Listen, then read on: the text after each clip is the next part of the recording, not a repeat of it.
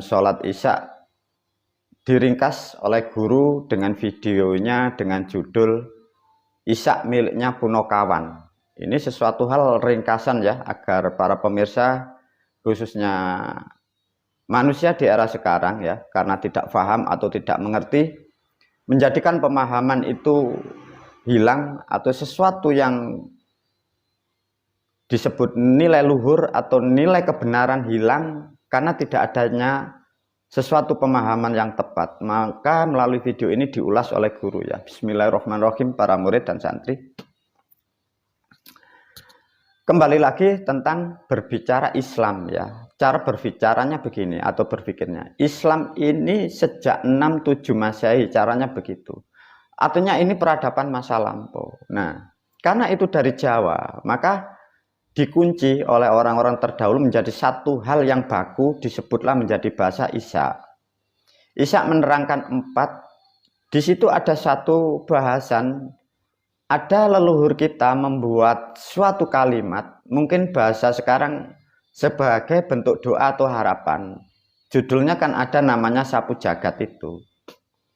Sapu jagat itu para murid dan santri, itu manusia diberi suatu harapan, ingin selamat dunia sampai akhirat. Itu manusia di sekarang itu kan tidak paham ya. Pandai mengucapkan tapi tidak mengerti tekniknya, tidak mengerti alatnya. Nah itu problemnya. Diulaslah oleh guru tentang Isya. Isya itu kalau sudah mengerti 4, yang dimaksud untuk selamat di dunia, jaga tubuh dengan 4 elemennya itu dengan peranatan, dengan sarana dan prasarana itu. Tatkala tubuh ini selamat sampai batas waktu yang sudah ditentukan, ruh atau jiwa itu pulang. Itu kembali ke asalnya. Bahkan manusia atau kita yang di Jawa kadang sering tahu ya, mendengar bahwa manusia itu kehidupan atau meninggalnya dalam husnul khotimah itu unsur air kembali ke air, unsur api kembali ke api, unsur angin kembali ke angin, unsur tanah kembali tanah. Bahasa ini kan sering dipahami bagi para pemirsa, namun tidak mengerti teknik dan alatnya kapan dan waktunya kapan, itu tidak paham. Sebelum diulas jauh, guru memberi pemahaman agar kalian tahu mengapa diajarkan guru atau diajarkan leluhur dulu, namun ada pemahaman yang salah. Satu contoh. Setiap manusia atau tubuh manusia atau pikiran manusia, setiap detik ini berjalan, pikiran ini tidak akan pernah berhenti. Tatkala manusia ini pikiran atau ruh atau jiwanya atau nafasnya tidak pernah berhenti, ini kalau tidak dihentikan tubuhnya atau tidak dihentikan pikiran, manusia ini tidak bertahan lama di dunia. Maka orang-orang terdahulu, leluhur kita, bahkan aku selaku gurumu mengajarkan, paling tidak dari 35 hari atau 36 hari, dalam satuan selapan, manusia itu disarankan atau ditekankan untuk berhenti tubuhnya. Itulah yang disebut ritual atau meditasi. Itu 35 atau 36 sekali. Agar tubuh ini tidak mudah rusak, pikiran tidak mudah capek, sehingga bertahan lama. Orang-orang terdahulu memberilah di hari titik namanya hari kelahiran. Dimatangkan oleh guru para pemirsa. Hari kelahiran itu bila menurut satuan waktu sebenarnya itu 36 hari. Ya. Itu bila kalian bermain angka jumlah 3 dan 6 itu 9, sudah maksimal. Tatkala di hari kelahiran itu manusia melakukan, di hari kelahiran itu bagaikan itu bengkel. Untuk memahami itu, pada bengkel itulah tubuh pikiran Anda itu direnovasi atau diservis. Siapkan alat-alatnya, unsur air, unsur api, unsur angin, unsur tanah. Itu disiapkan di situ. Dengan sendirinya manusia itu membaca, mengucapkan suatu kalimat sesuai password dan keywordnya, bahkan mungkin bahasa budaya masing-masing, bahasa suku masing-masing. Secara alamiah tubuh itu merespon untuk membenahi sel-sel yang rusak. Namun ada baiknya dalam 36 hari itu diambil per minggu atau 7 hari sekali duduk meditasi atau meditatif untuk menenangkan diri, dalam artian dimulai dari tubuhnya untuk berhenti.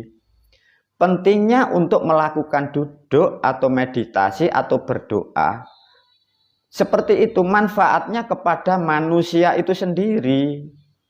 Dipahamkan ya para pemirsa, manfaatnya untuk Anda sendiri, bukan untuk guru, bukan untuk orang lain. Sehingga kehidupanmu terjaga, kesehatanmu terjaga, daya tahan tubuhmu kuat. Itulah yang dimaksud di hari-hari titik-titik tertentu yang sudah diajarkan orang terdahulu, kita bisa mengukur bahwa kita harus melakukan demi untuk kebutuhan, keperluan kehidupan kita, terutama tubuh dan jasmani yang ada ini. Nah, sedikit dipahami pentingnya untuk mengetahui hari-hari tertentu untuk melakukan duduk atau ritual. Namun guru pun juga menyampaikan, dengan memahami seperti ini, guru menyarankan jangan terlalu sering duduk meditasi. Satu contoh, tiap hari selalu duduk berjam-jam, itu tidak dibolehkan secara alamiah ya. Hukum-hukum kebenaran tidak mengajarkan. Karena mengapa? Kita di alam di dunia, kita banyak wajib tahu tentang dunia, tentang keindahannya, tentang kebahagiaannya, tentang jenis makhluknya, tentang pernik-pernik yang ada di dunia. Yang ada ini ambil nikmati, ambil yang baik. Nah, kalau ini hal-hal yang tidak dipahami bagi manusia, kalian dilahirkan. Tidak ada gunanya kalau Anda mengikuti ajaran yang salah, kalian melakukan hal-hal yang tidak jelas. Sehingga kehidupanmu tidak ada gunanya. Waktu, tenaga, uang tidak ada gunanya.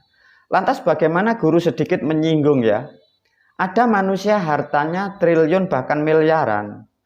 Bahkan manusia mempunyai pangkat atau derajat, anggap saja dia menteri, dia pengusaha kaya raya, dia presiden. Lantas kalau mendapatkan suatu keyakinan katanya yang dibawa mati, atau keimanan yang dibawa mati, atau akidah yang dibawa mati, bisa membayangkan tidak para pemirsa? Akidah yang Anda yakini itu loh salah. Artinya buat apa kalian bekerja? Buat apa Anda mempunyai keyakinan? Buat apa akidah Anda pertahankan? Akidah itu loh salah. Lantas gimana guru? Kembali lagi pilihan para pemirsa. Mau berlanjut dengan kesesatan dan kegelapan dan pembohongan seperti itu, ataukah Anda meninggalkan hal-hal yang buruk seperti itu? Bila tidak meninggalkan, ya semua risiko pelakunya. Nah, semoga sedikit menyinggung ini kesadaran bagi para pemirsa, sadarkan diri Anda masing-masing. Lantas apa hubungannya dengan yang disebut melakukan ritual dengan unsur 4 dihubungkan dengan fid dunya wal akhirah? Yang dimaksud dengan fid dunya wal akhirah para murid dan santri ada kata isya 4 unsur. Ada kata 4 ya. 4 ini kan bahasa sekarang ya, bahasanya sekarang 4 unsur. 4 unsur ini dalam sejarah bahasa lama, maka di video guru sudah menerangkan ada bahasa itu punokawan. Ya, kawan itu mempunyai, kalau satuan angka, kawan itu sekawan. Sekawan dalam bahasa arti sekarang itu 4. Memakai bahasa sekarang menjadi sedulur papat. Bahasa berubah menjadi elemen 4. Kawan mempunyai makna bahasa dulu sokabat, berubah menjadi sahabat 4. Ya, kawan, dulur, sokabat, jadi sahabat loh, berubah. Semua itu mengacu kepada punokawan itu. Ini informasi barangkali para pemirsa tidak paham. Punokawan itu di dalam cerita atau ilustrasi wayangnya itu gambaran menerangkan yang ada di alam gaib sana. Puno maksudnya pun ono. Dipahamkan ini ya, informasi yang bagus. Puno itu maksudnya menerangkan pun ono sekawan. sudah ada 4 unsur, sudah ada 4 elemen. Manusia belum terbentuk, orang tuamu belum terwujud, siapapun bangsa manusia belum ada, 4 unsur atau 4 dewa itu sudah ada. Maksudnya seperti itu. Maka orang-orang terdahulu memberikan suatu gambaran, tapi tidak mampu dicerna oleh manusia. Siapa guru Punokawan itu? Kalian sudah tahu, di situ ada 4 dewa. Lah 4 dewa itulah yang disebut leluhur bangsa manusia. Bukan leluhur yang melahirkan kita. Karena 4 dewa atau Punokawan itu bukan bangsa yang dilahirkan. Dia bangsa yang tercipta atau dicipta, atau bahasa itu dewanya. Bila ditarik kesimpulan bahwa bangsa manusia yang tubuhnya, jiwanya, rohaninya terbungkus dari 4 elemen, mau tidak mau kita adalah bagian dari Punokawan itu. Dan Punokawan itu yang merancang bangsa manusia. Dengan demikian terbantahkan kitab-kitab dan penalaran yang mengatasnamakan Tuhan-Tuhan itu satu, Tuhan itu di Lauh Mahfudz, Tuhan itu di rumah-rumah ibadah. Semua salah para pemirsa, tidak bisa diterangkan. Lantas bagaimana kalau hal-hal seperti ini sudah terkupas dan sudah aku sampaikan? Ya berbahagialah kalian sudah mendapatkan kebenaran. Tinggal kalian mau merubah kehidupanmu atau tidak. Semoga apa yang aku sampaikan tentang yang disebut Punokawan Anda sudah paham ya.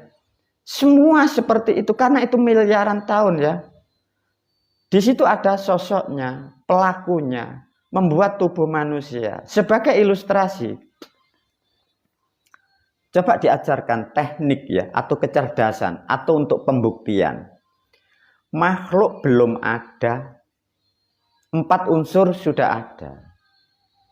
Siapkan kalau tidak percaya, ada kertas itu putih. Ibarat dunia belum ada apa-apa.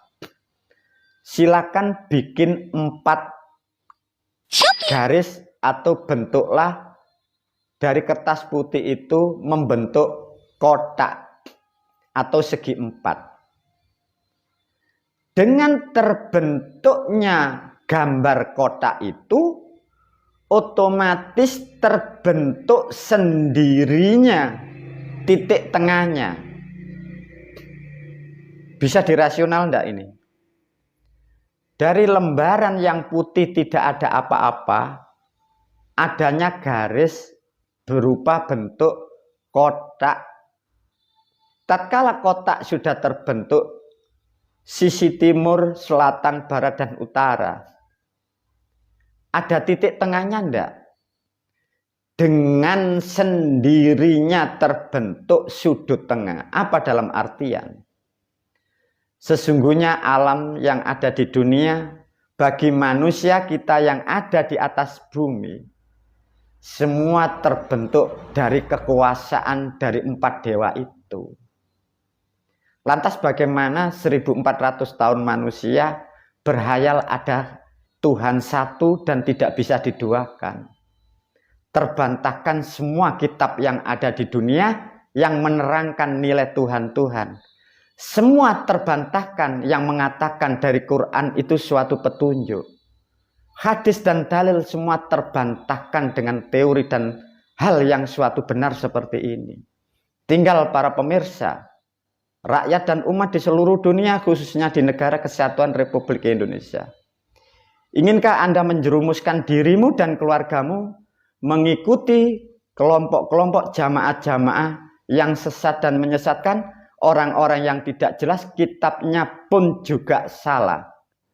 Semoga rahmat dan hidayah para pemirsa dikuatkan dalam menerima suatu kebenaran, karena kebenaran adalah sesuatu hal yang terindah bagi bangsa manusia. Wabillahi taufiq wal hidayah wa ridha wal inayah. Assalamualaikum warahmatullahi wabarakatuh.